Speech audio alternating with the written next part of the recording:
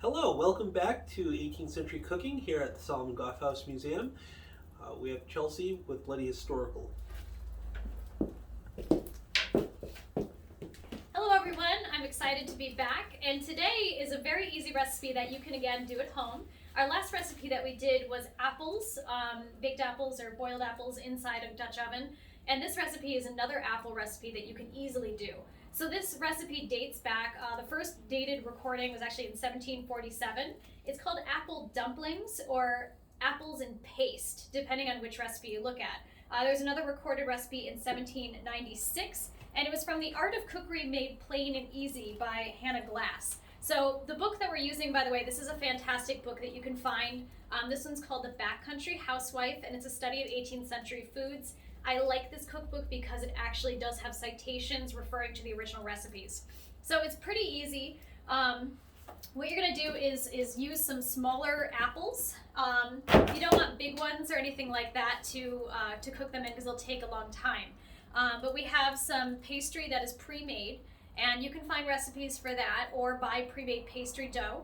And we're gonna take our apples and core them. So this one's cored, which means you remove the center. Apple cores are an interesting little thing. This is one from the later half of the 18th century, early 19th century, or at least it's a reproduction of that, and that was used to remove the core. Modern ones, of course, are a little bit more serrated and are easier to hold on to and use, or you could use a knife and core them out very carefully. What we will need besides apples and your pastry dough is you will need some sort of a cloth. You can use cheesecloth or cotton. Typically at this time period they would have used a linen. Some string, or a ribbon in this case, to tie up your cloth. Some nutmeg, some cinnamon, and some sugar. You're going to take a pot, or in this case we're using a Dutch oven, and it's half filled with water, so that way it's enough to at least submerge our apples. This is what they're going to look like when they're all covered. They actually look very pretty, don't they? So what we're gonna do after our apples are set is place it on our pastry dough. You want it rolled out. Make sure you have some flour on your surface that you're working on so it doesn't stick. And place your apple right there in the middle. And in the center here, get that placed on there nicely, we're gonna put in a little pinch of some nutmeg and some cinnamon. And colonial recipes at this time didn't necessarily say a certain measurement. They would say a pinch or a goodly sum, or as ye see fit is my favorite measurement. I think we mentioned that in some of our last videos. So as ye see fit, sugar, nutmeg, and cinnamon, and then we wrap up our pastry. Now, I usually don't make this look terribly fancy because I don't think they sat there necessarily in a regular household making these look like pristine little apple dumplings. I usually just make sure that it's nice and closed. There we go. And now for our cloth. And again, this doesn't need to be perfect. The cloth is actually kind of a protectorant, so it makes sure that it boils and keeps all of the spices in the dough without it coming out into the water. So it's a very nice way to boil these. And then we'll just tie.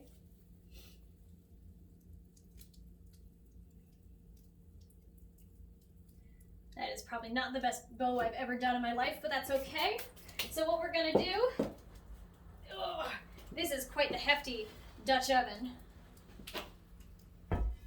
Leave that lid right there. And I'm gonna take these apples and submerge them in the water.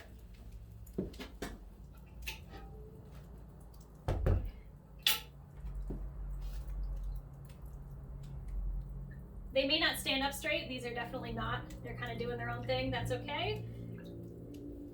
And you want to have enough room around them, which is why I only did the 4 in this one. This is it's a pretty large Dutch oven. This one's an 8-quart. We'll seal that all up. And then this is going to go on the fire. Woo!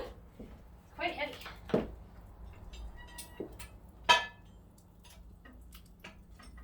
I think that's about right. A little close to the fire, so we'll just pull it forward.